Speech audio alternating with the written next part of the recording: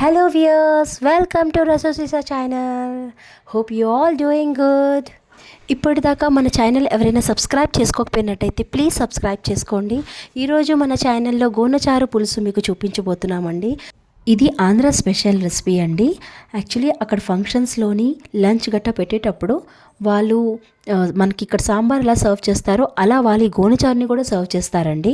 మరి ఇంకెందుకు ఆలస్యం, మా అత్తమ్మ స్టైల్లో ఈ గోనచారు పులుసు చేయడం ఎలా అనేది చూసేద్దాం. Let's get started.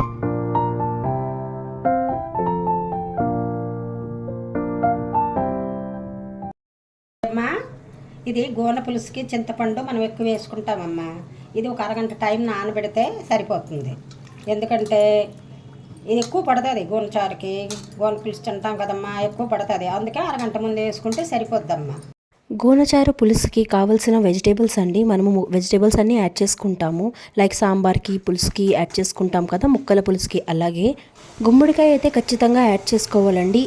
అలాగే ఇందాక మనము చింతపండు నానబెట్టుకున్నాం కదండి, దాన్ని ఇప్పుడు అత్తమ్మ డ్రైన్ చేస్తున్నారు. ఏమాత్రం గుజ్జు లేకుండా డ్రైన్ చేసుకోవాలండి. అప్పుడైతే మనకి చక్కగా పులుసు క్వాంటిటీ కూడా బాగా ఎక్కువ వస్తుంది. ఇంకా మనకి ఆ పులుసులో కూడా ఎక్కడ చింతపండు పిప్పు తగలదు మనకి. సో అలా డ్రైన్ చేసుకోండి చక్కగా. ఇలా స్పూన్తో కలిపి మనం కనుక తీసుకుంటే, ఇలా కదుపుకొని చేసుకుంటే ఫాస్ట్గా మనకి పులుసు అంతా కిందకి చక్కగా దిగిపోతుంది. చూడండి, ఇందాక అత్తమ్మ చెప్పినట్టు మనకి దీనికి చింతపండు పులుసు అయితే చాలా ఎక్కువ క్వాంటిటీయే పడుతుందండి. సో ఈ మాత్రం అయితే తీసుకోవాలి. 1 నుంచి 2 దాకా ఆనియన్ అయితే కోర్స్గా బ్లెండ్ చేసి వేసుకుంటామండి. అలాగే జింజర్ గార్లిక్ పేస్ట్ కూడా యాడ్ చేసుకుంటాము. ముందుగా ఆయిల్ వేసుకుందాం. ఓకే, ఇప్పుడు పోపు పెట్టుకుంటామండి. జీలకర్ర, మెంతులు, ఆవాలు, అలాగే ఎండుమిర్చి, కాస్త కరివేపాకు అన్నీ వేసి చక్కగా పోపు పెట్టుకుంటాం. ఈ పోపు అయిన తర్వాత మనం ఇప్పుడు ఇందాక కట్ చేసి పెట్టుకున్న ఒక్కొక్క వెజిటేబుల్ని మనం యాడ్ చేసుకుంటాం. ఉల్లిపాయలు, గుమ్మడికాయ, చిట్టు ఉల్లిపాయలు వేస్తున్నామండి. ఇవైతే పులుసుకి చాలా బాగుంటాయి, మీలో చాలామందికి తెలిసే ఉంటుంది. సో గుమ్మడికాయలు అలాగే అన్ని ముక్కలు వేసుకొని చక్కగా కలిపి, దీనికి సాల్ట్ ఇప్పుడే యాడ్ చేయమండి. వేసి చక్కగా కలిపి మూత పెట్టుకొని ఉంచుకుంటాం. కాస్త ఒక 5 మినిట్స్ అట్లని మగ్గనిస్తాం. అలా మూత పెట్టుకున్న తర్వాత ఒక 5 మినిట్స్ సరే చక్కగా మగ్గిపోతాయి. అప్పుడు మనము కావాలంటే సాల్ట్ అన్నీ యాడ్ చేసుకోవచ్చు. పెట్టేసుకుంటాము. అలాగే ఈ గోనచారులో మనము ఆవాలు దంచి వేసుకుంటామండి.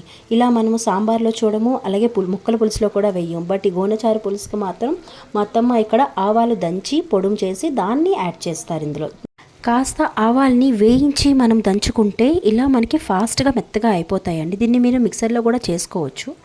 అలాగే ఇప్పుడు చూసారు కదా, మనం పసుపు, ధనియా పొడి, జీరా పౌడర్ అండ్ సాల్ట్ అన్నీ వేసి కలుపుకొని మూత పెడితే చక్కగా ఇలా మెత్తగా మగ్గిపోయి. యాక్చువల్లీ నాది వేసే క్లిప్ అయితే మిస్ అయిందండి. సో అన్నీ వేసుకుంటే మనకి ఇలా ఇంత చక్కగా మగ్గిపోతాయి అన్నమాట. ఇందాక కోర్స్గా బ్లెండ్ చేసి పెట్టుకున్న onion paste, ginger garlic paste, ఈ రెండు మనం అందులో యాడ్ చేస్తామండి. ఇప్పుడు మనము ఇందాక తీసి పెట్టుకున్న పులుసు అందులో యాడ్ చేసుకుంటాం. పులుసు యాడ్ చేసిన తర్వాత కాస్త కారం కూడా మనము చూసి వేసుకోవాలండి. ఎవరికైనా స్పైసీగా కావాలంటే కాస్త ఎక్కువ కూడా ఇందులోని కారం వేసుకోవచ్చు. గోనచారు పులుసు కారంగా స్పైసీగా ఉంటే చాలా బాగుంటుందంట. సో ఇలా పులుపు యాడ్ చేసుకున్న తర్వాత కాస్త బెల్లం కూడా, ఇందులో పులుసు అని చెప్పాను కదా, ఇందులో కాస్త బెల్లం కూడాను దంచి వేసుకుంటాము. అలాగే ఆవపిండి కూడా ఇందాక దంచి పెట్టుకున్నాం కదా, అది కూడా ఇప్పుడు 2 యాడ్ చేసుకుంటాం అందులో. ఇలా మనం ఇంకొక 15 మినిట్స్ కనుక బాయిల్ చేసి సాల్ట్ చూసి అడ్జస్ట్ చేసుకుంటామండి. సాల్ట్ లెవెల్ చూసి మనము సెట్ చేసుకోవాలి. పులుసుకి కాస్త సాల్ట్ అయితే ఎక్కువే పడుతుంది. సాల్ట్ ఇంకా అలాగే కాస్త బెల్లం కూడా టేస్ట్ మరింత ఎక్కువ చేస్తుందండి. సో బెల్లం కూడా వేసుకోండి. లేదు మీకు తీపి ఇష్టపడదు అంటే బెల్లం స్కిప్ చేయొచ్చు.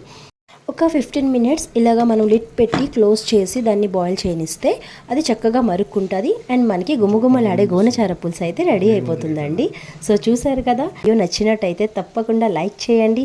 అలాగే ఇప్పటిదాకా మన ఛానల్ని ఎవరైనా సబ్స్క్రైబ్ చేసుకోకపోయినట్టయితే తప్పకుండా సబ్స్క్రైబ్ చేసుకోండి.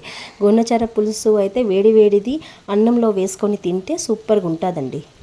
ఇప్పుడు ముక్కల పులుసు, సాంబారే చేస్తుంటాం కదండి, ఈసారి ఇలా గోనచార పులుసు ట్రై చేయండి. Thanks for watching.